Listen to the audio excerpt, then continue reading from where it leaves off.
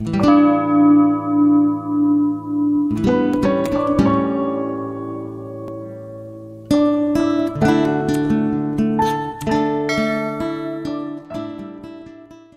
ini ada seorang anak, dia ini sangat gemar dengan namanya kerohanian. Dia sangat rajin lah beribadah, dia sangat rajin dengan Tuhan. Suatu ketika di daerah mereka terjadi namanya bencana. Kemudian dia ada di satu situasi di mana dia membutuhkan pertolongan. Jadi yang pertama itu yang datang seorang petugas pemadam kebakaran, kemudian mau menolong orang ini. Kemudian dia membalas kepada petugas kebakaran ini seperti ini: biarlah, janganlah membantu aku, biarlah Tuhan yang akan membantu aku. Kemudian pergilah petugas ini. Kemudian datanglah yang kedua. Yang kedua datang itu adalah seorang dari tim SAR. Jadi datang dia dengan kapalnya. Dia datang dan dia berkata, "Hai, biarlah aku membantu dirimu." Dia kembali lagi dengan perkataannya yang pertama. Dia bilang, "Tidak, aku mau menunggu Tuhan untuk membantu saya." Kemudian yang ketiga datang dengan helikopter. Pada saat itu bencana alam di situ udah cukup ekstrim lah, udah banjir, air udah naik sampai di atas. Jadi helikopter datang untuk membantu dia. Kemudian seorang yang ada dalam helikopter itu berkata seperti ini, "Sini, biar saya bantu." Kemudian respon yang dikatakan laki-laki tersebut juga seperti yang pertama dan kedua. Dia berkata bahwasanya, "Tidak, saya mau menunggu Tuhan untuk membantu saya." Kemudian di akhir cerita, akhirnya dia pun meninggal. Kemudian di saat dia bertemu dengan para malaikat, dia berkata seperti ini, "Kok saya tidak dibantu Tuhan sampai saya meninggal?" Kemudian para malaikat pun berkata, "Kok bisa Anda tidak dibantu?" Tiba-tiba ada suara yang berkata kepadanya, "Apakah saya tidak membantu Anda?" Kemudian dia bilang, "Iya, katanya engkau adalah Tuhan penolongku. Kenapa di saat saya berada di saat masa sukar, di mana saya ada di dalam sebuah kejadian yang membuat saya membutuhkan engkau tidak ada?" Kemudian suara itu menjawab, "Saya telah memberikan engkau pertolongan sebanyak 3 kali. Dan engkau berkata bahwasanya engkau mau menunggu aku." Tiba-tiba dia terhening sejenak. Dia berpikir, "Oh iya ya." Kemudian Tuhan bilang bahwasanya tidak selalu dia itu menolong dengan dia turun tangan langsung. Jadi kadang dia memakai perencanaan dia. Maka hari ini saya memiliki sebuah tema. Kadang kan kita ini sering lebih kita melogikakan Tuhan. Makanya dari cerita tersebut saya mau mengambil sebuah tema, yaitu memahami maksudnya Tuhan. Dari cerita tersebut, laki-laki ini dia udah berpikir bahwasanya ya, dia membaca Alkitab, dia melakukan setiap apa yang Bapak Yahweh lakukan. Jadi dalam pemikiran dia bahwasanya pasti Tuhan menolong saya, Tuhan sendiri yang akan membantu saya. Tidak juga Bapak Ibu. Kadang-kadang apa yang menurut kita baik itu belum tentu baik di mata Tuhan. Karena kadang kalau secara pemikiran kita, manusia ini ada yang namanya keegoisan. Ya, karena kita menilai diri, bahkan kita mencoba melebihi dari Tuhan, ya kan? Seperti itu. Makanya hari ini kita akan membahas dengan tema, yaitu memahami maksudnya Tuhan. Yang saya ambil natsnya di Lukas 18 ayat 9 sampai yang ke-14. Mungkin ini firman saya udah pernah bawakan juga di tempat ini, tapi mari kita belajar kembali, di mana di tahun yang baru ini kita mau belajar lagi apa saja di tahun yang baru ini maksud-maksud Tuhan, ya. Kita memahami apa saja maksudnya Tuhan di setiap kita di tahun yang baru ini. Ya, mari kita membacakannya secara bergantian. Saya ayat pertama dan selanjutnya saudara-saudara ayat yang ke-14 kita membacakannya secara bersama-sama. Beginilah kebenaran firman Tuhan. Perumpamaan tentang orang Farisi dengan pemungut cukai. Dan kepada beberapa orang yang menganggap dirinya benar dan memandang rendah semua orang lain, Yeshua mengatakan perumpamaan ini.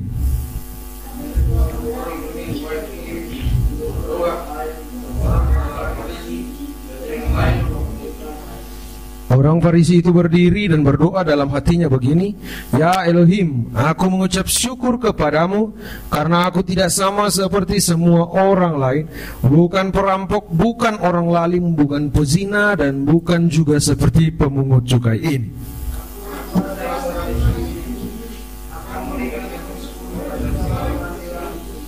Tetapi pemungut cukai itu berdiri jauh-jauh, bahkan ia tidak berani menengadah ke langit, melainkan ia memukul diri dan berkata, "Ya Elohim, kasihanilah aku orang berdosa ini." Mari kita baca bersama-sama.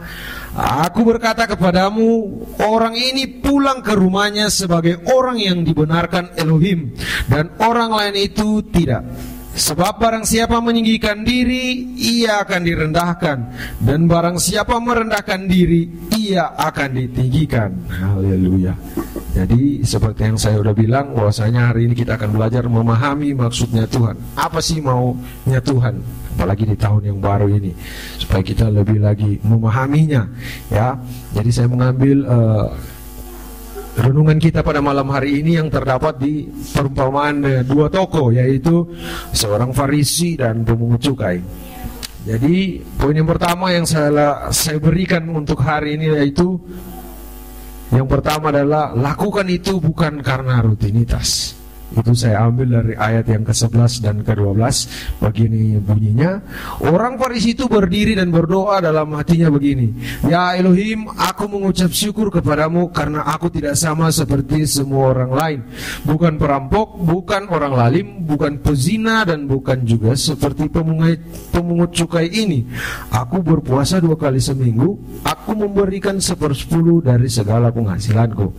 Bapak Ibu yang terkasih dalam nama Tuhan, hari-hari ini anak-anak Kristen di luar sana, bahkan beberapa orang Kristen di luar sana, yang banyak pada saat masuk ke dalam gereja, masuk dalam persekutuan itu dia bisa dikatakan sukses.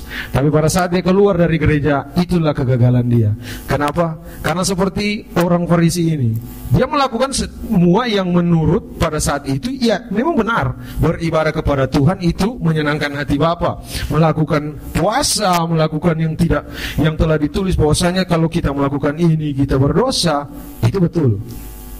Tapi di satu sisi, di dalam kebaktian, seperti kalau di dalam sebuah gereja kita masuk terus kita menghakimi orang, kita mengatakan bahwa dia berdosa, ya kan? Itu sama saja kita menjadi gagal. Pada saat itulah kita dibilang gagal dalam beribadah. Kenapa? Pada saat kita dari luar mungkin kita memang bersungguh-sungguh untuk masuk ke gereja, ya kan? Tapi mungkin pada saat itu kita melihat ada seseorang yang mungkin kita jengkel atau apa sama kita, kemudian kita sakit hati atau menghakimi dia. Bisa dikatakan kita menjadi orang-orang yang gagal dalam beribadah. Dan itulah yang hari-hari ini terjadi dalam kekristenan, yang artinya kita lebih banyak melakukan kebenaran, tapi kita mengambil contoh ke orang lain. Ya, dia ini salah.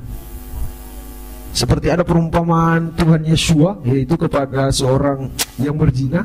Dia akan berkata seperti ini pada saat orang itu mau menghakimi dia. Dia berkata, "Kalau siapapun yang di sini yang tidak berdosa, maka lemparlah dia dengan batu." Yang artinya Bapak Ibu, kita fokuskanlah kepada diri kita, ya. Artinya kita doakan saja orang yang mungkin melakukan sesuatu yang tidak baik, sesuatu yang mungkin tidak kita lihat, oh ini kok seperti ini, kita doakan saja. Karena ada tipikal dua sifat manusia, yaitu yang pertama itu bisa ditegur, ada juga yang tidak bisa. Dan bagaimana kita menegur seseorang yang tidak dapat ditegur? Ya dengan doa. Biarlah Roh Kudus itu yang akan bekerja dalam tiap hidup dia. Amin. Ya, karena dalam ibadah itu harus ada yang namanya kerelaan hati. Makanya di kitab Yakobus berkata, pada saat engkau beribadah, kemudian engkau berkata-kata dusta di dalam mulutmu, di dalam hatimu, itu sama saja ibadahmu menjadi ibadah yang sia-sia. Yang artinya Bapak Ibu, walaupun mungkin hari ini, seperti contohnya saya, mungkin hari ini saya rajin masuk ibadah, tetapi dalam hati saya atau mungkin dalam pemikiran saya menghakimi orang, oh dia seperti ini, dia tidak baik, gini, dia pekerjaannya seperti ini. Itu tidak baik. Hanya maksud Tuhan untuk kita semua hari ini belajar, yaitu melakukan segala sesuatu jangan melihat orang, Tapi lihatlah diri kita dulu. Karena saya percaya segala sesuatu yang kita lakukan baik, pasti itu akan tertular kepada orang-orang di sekitar kita, ya kan? Kalau kita melakukan kebenaran, walaupun mungkin hanya sedikit yang mengikuti kita, ya, seperti itu. Kemudian di firman Tuhan juga berkata di Matius 7, saya bacakan kepada kita semua di Matius 7 ayat yang pertama dan kedua. Jangan kamu menghakimi supaya kamu tidak dihakimi, karena dengan penghakiman yang kamu pakai untuk menghakimi, kamu akan dihakimi, dan ukuran yang kamu pakai untuk mengukur akan diukurkan kepadamu. Itu dia yang artinya, makanya kadang orang tua kita bilang jangan pernah kita menunjuk orang, karena tiganya balik ke kita. Itu maksudnya juga jangan kita terlalu banyak memusingkan diri orang. Ya, itu urusan dia dengan Bapak Yahweh. Tapi memang juga kita harus berdoa kepada dia supaya dia berubah.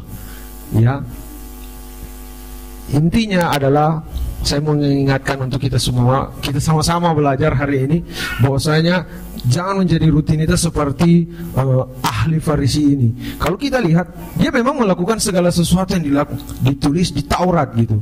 Dia melakukan ini, katanya dia melakukan ini, tapi semuanya dia lakukan dengan rutinitas. Yang artinya, ya kalau saya bikin ini walaupun mungkin di belakang sana saya melakukan sesuatu, tapi kan tertulis bahwasanya kalau saya lakukan ini Tuhan akan senang kepada kita. Jangan seperti itu. Tapi marilah kita, setiap kita yang datang untuk beribadah itu karena memang ada kerelaan hati, karena memang kita mau apa yang mau Tuhan bicara dengan saya. Haleluya. Kemudian poin yang kedua saya ambil di ayat yang ke-13, yaitu beginilah firman Bapak Yahweh, tetapi pemungut cukai itu berdiri jauh-jauh, bahkan ia tidak berani menengadah ke langit, melainkan ia memukul diri dan berkata, ya Elohim, kasihanilah aku orang berdosa ini. Yaitu Bapak Yahweh mau dalam firman ini, yang kedua adalah kita menyadari setiap kesalahan kita. Kadang kita terlalu sibuk melihat kesalahan orang sampai-sampai kita lupa dengan apa yang kita lakukan itu mungkin saja salah. Ya, kadang seperti itu. Kita terlalu mana ini yang salahnya gini-gini, sampai kita lupa kalau kita pun pernah melakukan kesalahan. Karena tidak ada orang di muka bumi ini yang tidak pernah melakukan kesalahan. Ya, seperti kita lihat seorang pemungut cukai ini, dia tahu gitu bahwasanya saya itu berdosa, walaupun mungkin dia dihakimi, dia langsung bilang, iya saya berdosa. Seperti itu juga setiap kita hari ini, mungkin kita memiliki kesalahan, kita sadari itu dulu. Yang paling pertama itu kita sadar dulu. Untuk melakukan itu seterusnya itu kedua. Tapi yang pertama adalah kita menyadari dulu bahwasanya kita melakukan kesalahan. Ya, kemudian pada saat kita sudah sadar, barulah kita mengaku kepada Tuhan.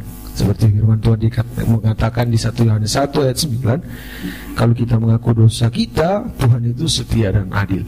Tapi jangan kita karena seperti itu, ya setiap saat jika kita melakukan dosa, kita mengaku lagi, Tuhan saya mengaku saya berbuat dosa. Jangan. Karena firman itu tidak untuk dimain-mainkan gitu.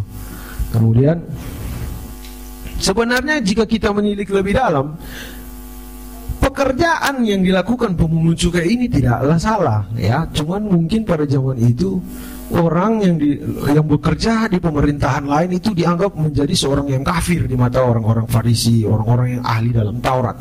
Jadi dia dihakimi secara keseluruhan dari orang-orang ini tentang juga pekerjaan dia. Tapi mungkin karena dia tahu gitu, dia melakukan sesuatu yang jauh dari bangsanya, jauh dari Tuhannya, makanya dia mengaku. Inilah yang lebih Tuhan mau dalam setiap hidup kita, Bapak Ibu. Seberapa berdosa pun kita, seberapa pun mungkin kita melakukan kesalahan, tetapi pada saat kita menyadari itu, terus kita meminta pengampunan daripada Bapa, itu lebih lagi Tuhan perhitungkan dalam setiap hidup kita. Amin. Kemudian poin yang ketiga yang saya berikan pada malam hari ini, itu ada di ayat yang terakhir. Aku berkata kepadamu, orang ini pulang ke rumahnya sebagai orang yang tidak dibenarkan Sebab barang siapa meninggikan diri, ia akan direndahkan, dan barang siapa merendahkan diri, ia akan ditinggikan. Yang saya berikan yaitu memiliki jiwa yang rendah hati. Beda rendah diri sama rendah hati. Rendah diri itu dia tidak percaya dengan kelebihannya atau sesuatu yang ada padanya. Akan rendah hati orang yang dia tuh, contohnya mungkin ada sesuatu yang mungkin sedang diperdebatkan, dia mengalah untuk apa. Kadang orang kan berkata seperti ini, ya kalau kita rendah hati kita akan diinjak-injak, kalau kita gini-gini kita akan seperti ini. Tidak juga, ya. Tuhan udah berkata dia akan menjadikan setiap kita menjadi kepala. Bahkan Tuhan yang berkata kalau kita anak-anak Tuhan, anak cucu kita, keturunan kita yang ketiga dan keempat itu akan diberkati dia. Dia tidak akan melihatnya meminta-minta. Ya, artinya biarlah kita selalu merendahkan hati kita. Kalau bersama dengan Bapa Yahweh, saya percaya dimanapun kita, dalam keadaan apapun kita, kalau kita rendah hati dan selalu mengikuti apa mau Tuhan, Tuhan pasti akan mengangkat kita. Cepat atau lambat, itu tergantung maunya Tuhan. Kita ngikut aja, ya. Seperti yang dikatakan oleh Yeshua kepada orang-orang ini. Padahal kalau kita lihat yang lebih rajin orang Farisi ini, tetapi yang diperhitungkan Tuhan malahan pemungut cukai ini, yang mungkin pada saat itu dia tidak melakukan ibadah serutin yang dilakukan orang Farisi ini, tetapi lebih diperhitungkan Tuhan. Yang artinya berarti dia datang kepada Tuhan dengan kerelaan hati, dengan sungguh-sungguh, dengan niat dia untuk memang datang. Ya, saya ingin pemulihan daripada Tuhan, bukan karena saya membaca Alkitab dan memang Alkitab menyuruh saya seperti ini. Walaupun saya melakukan banyak hal, tapi kalau saya ikut ini pasti Tuhan senang. Tidak juga Bapak Ibu. Berarti orang Farisi ini, ya kan, dia padahal dia ikut ibadah, padahal firman berkata jangan kamu menghakimi, tapi dia menghakimi. Bahkan dia berkata ini agak pedas ini, aku tidak seperti seorang pemungut cukai itu. Artinya dia mengatai orang itu gitu. Itu yang harus menjadi pemikiran kita, yaitu juga kita jangan pernah membanggakan diri, ya. Jangan pernah sombong dengan apa yang hari ini mungkin Bapak Yahweh kasih, ya. Tetaplah kita merendahkan hati, karena orang-orang lah yang rendah hati yang akan selalu dipakai Bapak Yahweh. Haleluya. Jadi kesimpulan yang saya berikan pada malam hari ini, lakukanlah segala sesuatu untuk Tuhan, bukan untuk manusia. Haleluya. Dipersilakan kok.